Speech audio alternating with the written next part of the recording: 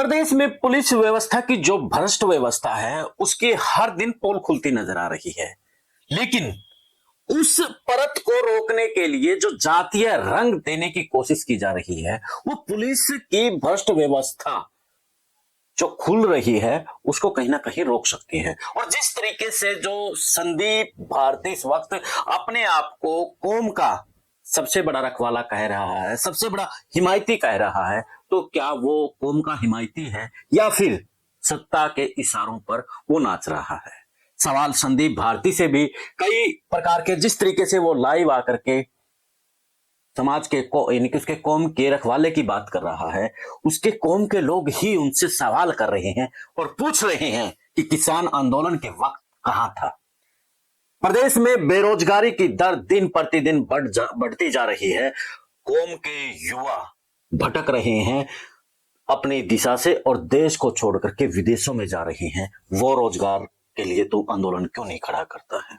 यानी कि संदीप भारती इस वक्त अपने ही कौम के सवालों में घिरता नजर आ रहा है और सवाल भी बड़े वाजिब है। जब किसान आंदोलन था तब वो कहा था, वर्ग के लोगों ने सवाल दागने शुरू किए। तो मैंने भी कुछ रिसर्च की कि जाकर के देखते हैं एक बार कि क्या संदीप भारती जो किसान आंदोलन था कितना उनका रोल उस वक्त था।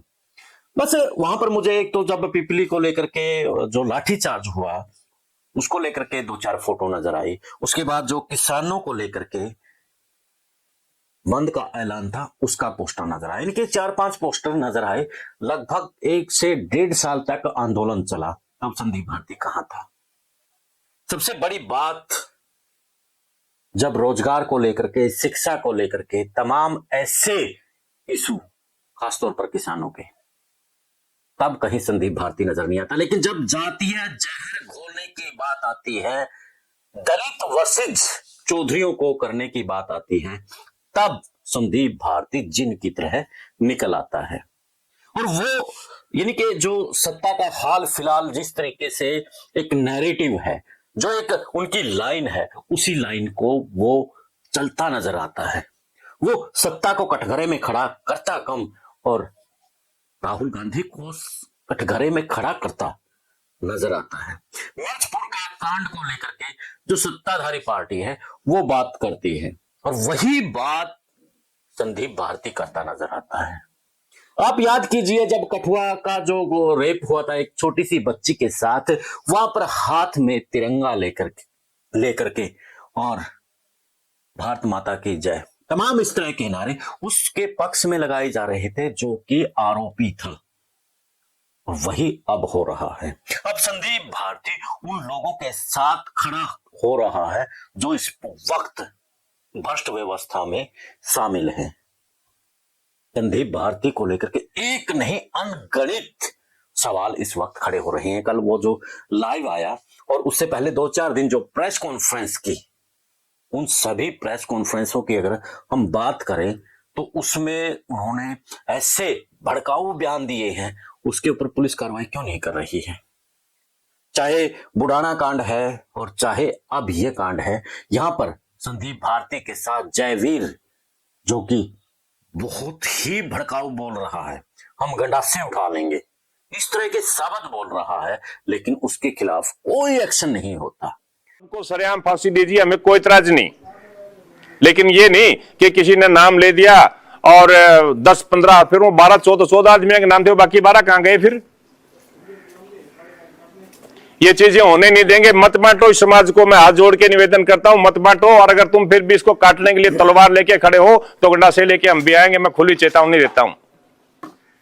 भाई एक मैं इस तरह राहुल गांधी वाले जो भाई हैं, समर्थक हैं, उन तक कहना चाहूँ भाई, इस राहुल गांधी थी किसी ने सुपारी दे रखी है कि वह जाटा का जमा नाश करेगा। इसने मिर्चपुर से शुरुआत करी थी 2010-11 में। उसका बाद कोई मौका बन जाओ जड़ा किते जाट दलित का हो जो ओड़ा यो फट पहुंच जाएगा भाई। और घनी कड़वी तो नहीं कहूंगा, बिना मांगे इस राहुल गांधी लग इस कांग्रेस पार्टी लग जाटा ने वोट दे रखे थे। तम तो हमने फांसी तोड़ोगे भाई, हमने तो चीफ जस्टिस बना दिए, एसपी बना दिए, वीरानी के बना दिए। उसका बाद भी जय लग भी तारे भीतर या जहर बाकी है तो बातें तो वो काटा नहीं जा सकता।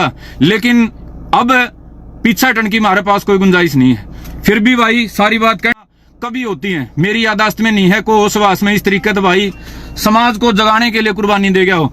तो ये कुर्बानी से जो ऊर्जा पैदा होगी, जो समाज खड़ा होगा, समाज का मुर्दापना और समाज का ये जो मरोड़ा जमीन है ये जिंदा होगा। अगला फैसला वो जो फैसला करेंगे, उनके फैसले पे वो बड़ी पंचायत बुलाओ, उनकी इच्छा है, वो सीधा कोई बड़ी कॉल करो, उनकी इच्छा है। 100% एनर्जी ला के भाई पूरा हरियाणा में तो मेरे लगभग साथी आप आड़ा सुन लोगे, जो भी आदेश आओगा भाई उसने निभावांगे। जो भी जिस तरीके तो मांगने रखेंगे उसको जिस तरीके से पूरा करना चाहेंगे उसको अंजाम तक पहुंचावांगे। ये उनाड़ा तमाशा कौन कर दे अगर मैं 2 दिन 4 दिन 6 दिन इतना लंबा ना टाइम दें दे। दूसरी बात भाई, अगर पीड़ित परिवार किसी वजह से फैसला नहीं ले पाता तो अपना फैसला तैयार है हुई ना, मेरे ख्याल में इकट्ठे करने की जरूरत, सीधा बंद का ऐलान करांगे। तो आप सब भाइयों ने मेरी बात सुना भाई, आप सब भाइयों का बहुत। संदीप भारती सीधे तौर पर समाज को भड़काने का काम कर रहा है और प्रदेश को बंद करने की बात कर रहा है। कह रहा है कि एक बार परिवार निर्णय ले तो ठीक है, नहीं तो हम निर्णय लेंगे। और ये जो लाइन है ये प्रदेश को कहां लेकर के जाएगी, आपको 2016 में चलना पड़ेगा। और 2016 में होता क्या है आपको याद है, वो एक ऐसी काली जो कालिक पोतने वाली थी वर्ष, वही वर्ष कहीं अब ना बन जाए जिस तरीके से अब संदीप भारती के बोल हैं। सोशल मीडिया पर इस वक्त सबसे ज्यादा ट्रोल जो किया जा रहा है वो संदीप भारती को किया जा रहा है।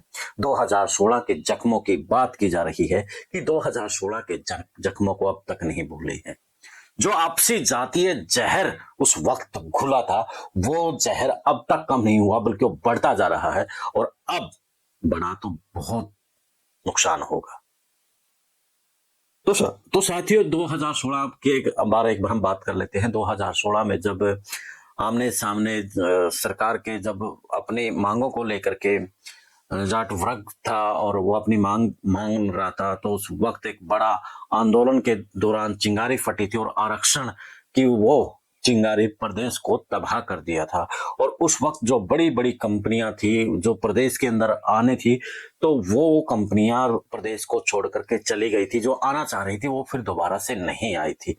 हरियाणा इस वक्त बेरोजगारी से जूझ रहा है। अगर ऐसा कुछ होता है तो फिर से और बड़ी समस्या पैदा हो सकती है। और खास तौर पर उनको जो 2016 में जिन्होंने अपने बच्चे उस आंदोलन में गवाए हैं, किसी ने अपना पति गवाया है, किसी ने अपना बेटा गवाया है, किसी बहन ने अपना भाई गवाया है, तो आप उनके दर्द को सुनिए एक बार। वो क्या दर्द था, क्या वही दर्द अब लेना चाहते हैं? क्योंकि जब दंगा होता है तो उसमें ना कोई नेता का परिवार होता है और ना ही ऐसे लोग जो भड़का रहे हैं वो वहां खड़े नहीं मिलते। आप यशपाल मलिक को लीजिए, आप राजकुमार सैनी को लीजिए, कहां है वो?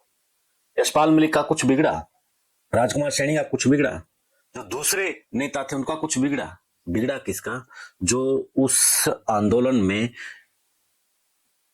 भावनाओं में बह करके निकल लिए थे और उनकी भरपाई आज तक परिवार नहीं कर पाया है।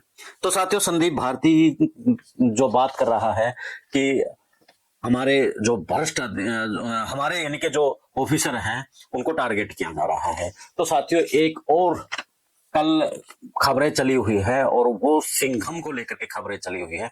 आशीष सिंघम जो कि अपने ही पुलिस प्रशासन से टकराया था और उसके बाद उनको सस्पेंड कर दिया गया था, हाई कोर्ट के मार्फत उनको बहाल कर दिया गया है। और उसने भी अब इस बात को लेकर के बात कही है कि जिस तरीके से उगाही हो रही है इस वक्त, इस बात से आईपीएस भी परेशान है और इसी कारण से पूरन सिंह ने अपनी आत्महत्या यानी कि सुसाइड कर ली है। तो साथियों इस वक्त ये जो आप लड़ाई है ये पुलिस वर्सेस सरकार की है, यानी कि कहीं ना कहीं पुलिस प्रशासन के जो छोटे कर्मचारी हैं, अधिकारी हैं, वो बड़े अधिकारियों से परेशान है और कहीं ना कहीं अधिकारी मिलेंगे वो उससे बड़े सिस्टम से परेशान है। लेकिन यहाँ पर समाज को घुसोना कहाँ तक जायज है, ये बात आप विचार कीजिए। अगर एसपी ने जो दोष किया है नहीं किया है उसकी जांच होगी, जांच के बाद चीजें सामने आएंगी, जब करियर होगा तब चीजें सामने होगी। अभी से चाहे संदीप है चाहे दूसरे हैं वो अपने समाज को उसमें ला करके उनको बचा रहे हैं, जो कि कतई सही नहीं है। एक बार जांच होने होने दें, क्या होता है क्या नहीं होगा वो बाद की बात है, बाद में देख लेंगे। और संदीप भारती की रही जहां तक बात, वो आज से नहीं बल्कि 2016 में पहली बार उसने राजकुमार सैनी के ऊपर स्याही फेंकी थी, और उस वक्त उसके ऊपर गंभीर धाराओं के तहत केस दर्ज हुआ था, लेकिन एक दो दिन के बाद वो गंभीर जो धारा थी वो हटा ली गई थी, और उसके बाद फिर उसके हौसले बुलंद हुए और कई सालों तक वो चुप रहा। बुडाना कांड में फिर उसका नाम चर्चा में आया और वो रजत कंसल को टारगेट करता नजर आया। यहाँ पर साथियों एक और बात, उसी जिस समाज को बढ़ाने की बात कर रहा है वो राजनीतिक तौर पर उसको कम भी करता नजर आ रहा है। ये राजनीतिक जो विशेषज्ञ है वो कह रहे हैं, मैं नहीं कह रहा दोस्तों, जो राजनीतिक विश्लेषक है वो ये कह रहे हैं कि जिस तरीके से समीकरण थे उन समीकरणों को इस वक्त संदीप भारती बिगाड़ रहा है, और जो चौधरियों का यानी कि जो जाट वर्ग का जो वोट बैंक है उसको वो बिखरा रहा है। पहले जो वर्ग रविदास समाज कहीं ना कहीं जाट समाज के साथ खड़ा था, पहले उसको दूर किया, अब वाल्मीकि समाज को भी वो कहीं ना कहीं दूर कर रहा है, और वाल्मीकि के साथ में जो अब डीएससी समाज है वो भी कहीं ना कहीं दूर होगा, जिस तरीके से ये कंसेप्ट चल रहा है। यानी कि राजनीतिक तौर पर इस वक्त संदीप भारती कमजोर कर रहा है। जो वर्ग राजनीतिक तरीके से कमजोर होगा वो कहीं ना कहीं फिर और नीचे जाएगा। तो कैसे संदीप कौम का अपना रखवाला हुआ, ये बताइए आप। तो सवाल संदीप भारती के ऊपर खूब उठ रहे हैं, और उठना भी लाजमी है, क्योंकि जिस तरीके की स्थिति वो कह रहा है कि हम खोल देंगे, हम हरियाणा को बंद करेंगे, यानी कि लड़ाई, एक लड़ाई नहीं कहेंगे हम, एक जो भ्रष्ट व्यवस्था थी, जो पाप का घड़ा कहते हैं ना भर गया था, वो अब फूटना शुरू हुआ है। तो उसमें जातीय रंग दे करके, ये तो आम जनता के लिए फायदे की बात है कि जो भ्रष्ट व्यवस्था है, भ्रष्टाचार से आम जनता परेशान है, वो खुलकर सामने आ रही है। अब जो लाइव आया है संदीप, उसमें कहीं भी उसने सत्ताधारी पार्टी का नाम नहीं लिया, वहां पर वो राहुल को और मिर्चपुर कांड को लेकर के टारगेट करता नजर आ रहा है। तो साथियों समझने वाली बात है, और इन लोगों के बहकावे में ना आ करके अब समझे और इस प्रदेश को बचाने का काम करे, क्योंकि अब प्रदेश एक ऐसे हालात के ऊपर खड़ा नजर आ रहा है जहां एक डर सा कहीं ना कहीं लग रहा है। और जो संदीप भारती और जयवीर कह रहे थे कि वो मरा क्यों, उनकी जो चीजें थी वो सामने आनी चाहिए थी, फिर वही उसी मामले में कहीं ना कहीं जब जो संदीप लाठर है उस मामले में उसका पक्ष वो सही बताते नजर आए। अब याद कीजिए आप, जो विनेश फोगाट का मामला था, विनेश ने एक बार कहा था कि हमारे साथ ऐसा हुआ है, कोई सबूत नहीं था, कोई प्रूफ नहीं था, लेकिन जनता उनके साथ खड़ी हुई थी। लास्ट में हुआ क्या, ना वो सबूत दे पाई, वो राजनीति में चली गई, और जिस भुर्जपुर जो शरण था, ब्रजभूषण शरण था, उसको सजा दिलवाने की बात थी, कितनी वो सजा दिलवा पाई। तो इसी प्रकार कहीं ना कहीं पूर्ण सिंह को भी लगा होगा कि मैं थक गया हूं, हार गया हूं। तो यानी कि बहुत सी चीजें हैं, अगर उन बातों पर हम जाएंगे तो एक लंबा होगा।